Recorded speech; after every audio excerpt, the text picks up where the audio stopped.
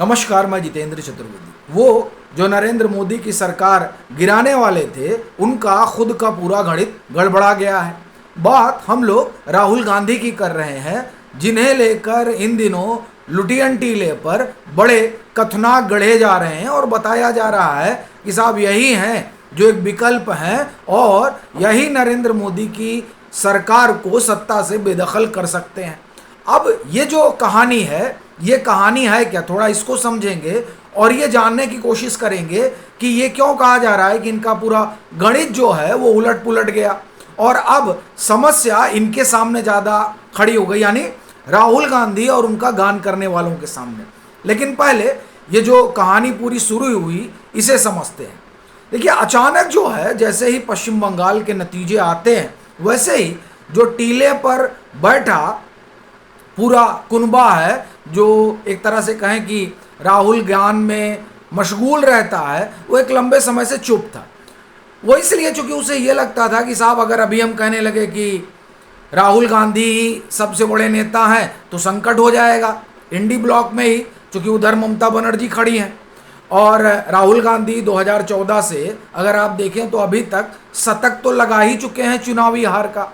तो इस कारण उन लोगों ने इंतजार किया कि पहले पश्चिम बंगाल का नतीजा आ जाने देते थे। नतीजा आ गया साहब। जैसे ही नतीजा आया और ममता बनर्जी चुनाव हार गई, वैसे ही पूरा जो खेमा है उसकी बाजी खेल गई कि साहब अब तो जो है राहुल गांधी को लेकर हम लोग स्क्रिप्ट लिखना शुरू करें। और तुरंत एक तरह से कहा जाए कि कहानी लिखी जाने लगी और राहुल गांधी का बयान आ गया कि साहब बस साल भर में जो है ये सरकार गिरा देंगे। दिलचस्प बात यह है कि अगर आपको ध्यान हो तो 2024 में और 25 में राहुल गांधी ने 6 महीने का समय लिया था, मल्लिकार्जुन खड़गे ने 6 महीने का समय लिया था। मैं आपको ठीक ठीक याद दिलाता हूं, 2024 का नतीजा आने के बाद जब 99 सीटें मिली कांग्रेस को, तो कांग्रेस खुश। राहुल गांधी ने कहा कि बस 6 महीना रुकिए, ये सरकार चली जाएगी। तो लगा कि साहब कोई ये बड़ा उलटफेर कर देंगे, चूंकि उस समय हरियाणा का चुनाव होना था। हरियाणा का चुनाव ये हार गए तो साहब वो 6 महीने की मियाद खत्म हो गई।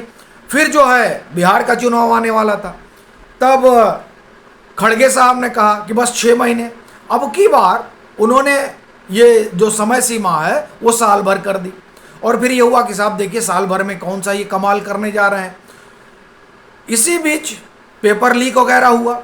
ये जो पेपर लीक हुआ, ये एक तरह से कहा जाए कि पहले तो राहुल गांधी के इर्द गिर्द के लोग कहानी बुनी रहे थे, फिर उनको एक और मौका मिला कि साहब बस अब जंजी वंजी सब खड़ा करो और नरेंद्र मोदी की सरकार को गिरा दो। ये पूरी कहानी जो है वो लिखी जा रही थी।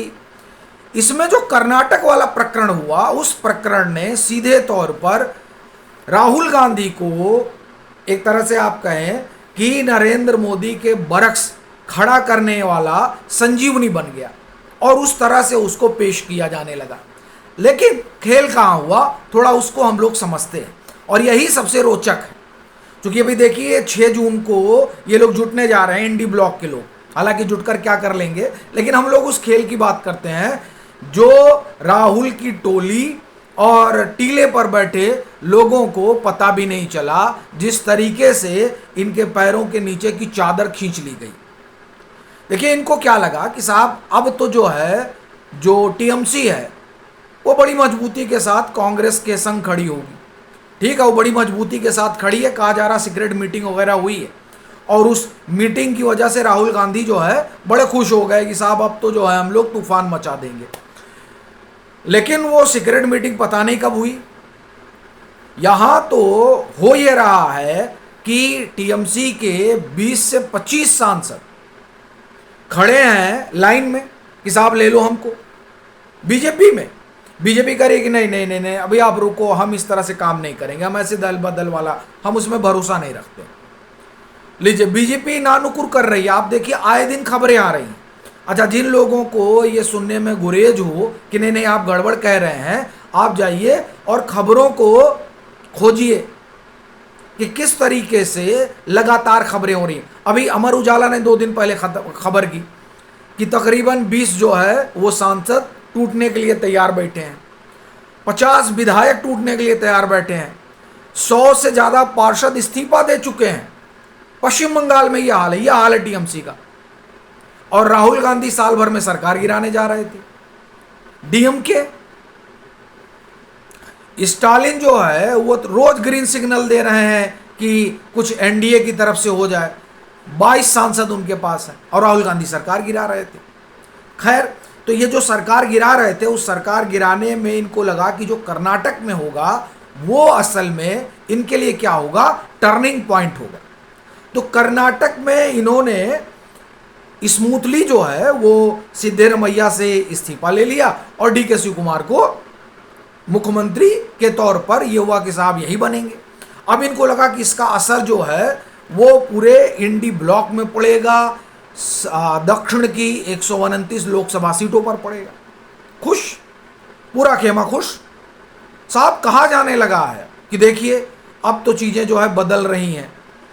और मज़ेदार बात यह है कि मध्य प्रदेश के चुनाव में अगर आपको ध्यान हो 2023 वाला, तो ये कहा जा रहा था ना फटीक फैक्टर आ गया है। फटीक फैक्टर यानी एक ही चेहरा देखते देखते अब जनता ऊब चुकी है, वो चेहरा बदलना चाहती है। वही स्क्रिप्ट अभय दुबे और आशुतोष कुमार रच रहे हैं, लिख रहे हैं। उनका कार्यक्रम आप देखिए। उन्होंने कहा कि साहब देखिए नरेंद्र मोदी के खिलाफ कोई एंटी इनकम्बेंसी नहीं है, ये लोग कह रहे हैं। लेकिन क्या है ना कि अब देखते देखते लोग ऊब गए। हद है भाई। शिवराज सिंह चौहान को भी देखते देखते ऊब गए थे, तो वहां प्रचंड बहुमत आ गई थी 2023 में। अब ये नरेंद्र मोदी के लिए यही कहानी गढ़ रहे हैं। तो क्या ये ना माना जाए कि अगले चुनाव में यानी 2029 के चुनाव में नरेंद्र मोदी 360 सीट लेकर आ रहे हैं। ये मैं अनायास नहीं कह रहा हूं। जिस तरह का सियासी गुड़ा भाग दक्षिण में बना है, वो गुड़ा भाग 2029 के लिहाज से कांग्रेस को परेशान करने जा रहा है। और यही नहीं, ये जो इनकी साल भर वाली योजना है, उस योजना पर भी बट्टा लगने जा रहा है। कैसे, उसका एक हिस्सा हमने आपको बताया कि टीएमसी में क्या हो रहा है और डीएमके क्या करने जा रहा है। दूसरा हिस्सा जो 2029 वाला है वो आप समझिए। कर्नाटक में भले ही स्मूथली सत्ता हस्तांतरण हो गया हो, लेकिन सिद्धरमैया ने जो दांव चला है उसके बाद, अब वो दांव क्या चला है वो बार बार रिपीट करने की जरूरत नहीं है, वो आप सभी लोग जान रहे हैं। उस दांव की वजह से 2029 में जो 28 लोकसभा सीटें हैं उसमें से बामुश्किल अगर ये 5-6 सीट भी जीत पाएं तो इनके लिए यानी कांग्रेस के लिए बहुत बड़ी सफलता होगी। क्यों? क्योंकि अहिंदा पॉलिटिक्स के अगुआ तो जो है वो सिद्धरमैया खुद को स्थापित करने में लगे हुए हैं। अब अगर आप उनके साथ आनाकानी करेंगे तो वो आपका खेल बिगाड़ेंगे, और खेल बिगाड़ने के सिद्धरमैया महारथी हैं। तो इसलिए वहां तो कुछ होने से रहा। आंध्रा और तेलंगाना, ये आप एक तरह से समझिए कि कम्मा और कापू, नायडू और पवन कल्याण, ये मिलकर जो कॉम्बिनेशन बना रहे हैं, और जिस तरह से नायडू साहब 33% आरक्षण लागू करने जा रहे हैं अपनी पार्टी में, विद इन पार्टी, भले ही संसद में पास ना हुआ हो, वो जो है इन 42 सीटों पर 25 आंध्रा की और 17 तेलंगाना की, ये 42 सीटें वो एक तरह से आप कहें कि कंफर्म करने जा रहे हैं एनडीए के लिहाज से। अब बची कितना, आप ले लीजिए तमिलनाडु और उसके बाद में चले जाइए केरल। केरल में राहुल गांधी के या आप कहें कांग्रेस का बड़ा जोर है, तो चलिए ठीक है साहब 20 सीटें, 20 की 20 आप ले लीजिए। तमिलनाडु में डीएमके से तो आपने कट्टी कर ली है, यानी आपने नाता तोड़ लिया है, और डीएमके भी एकदम खार खाए बैठी हुई है कि साहब आप हमको छोड़कर कैसे चले गए। तो उधर डीएमके खार खाए बैठी है। 39 सीटें आती हैं इस समय दक्षिण में। अगर सबसे ज़्यादा लोकसभा सीटें कहीं से आती हैं तो वो तमिलनाडु है। पहले आंध्र प्रदेश से आती थी, जब यूनाइटेड आंध्र प्रदेश था 42 सीटें आती थी वहाँ से। अभी आप देखिए कि सबसे ज़्यादा सीटें तमिलनाडु से आती हैं। अब जो तमिलनाडु है उसमें कांग्रेस का तो वैसे भी कोई नाम लेवा है नहीं। इनको लग रहा है कि ये टीवीके के सहारे वहाँ पर जो है वो 20 सीट झटक लेंगे, 25 सीट झटक लेंगे। तो ये तो दिवा स्वप्न ही है।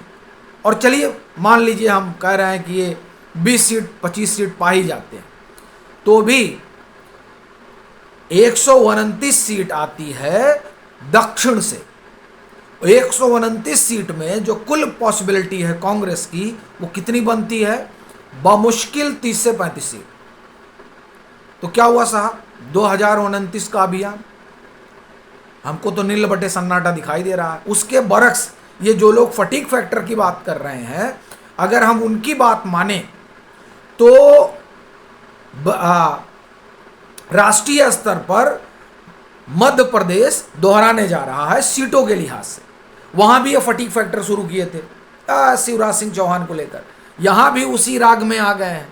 तो क्या ये ना माना जाए कि सरकार गिराना तो छोड़िए, राहुल गांधी ने बीजेपी गठबंधन का 360 सीट तय कर दिया है, जिस तरह की संभावना दिखाई दे रही है।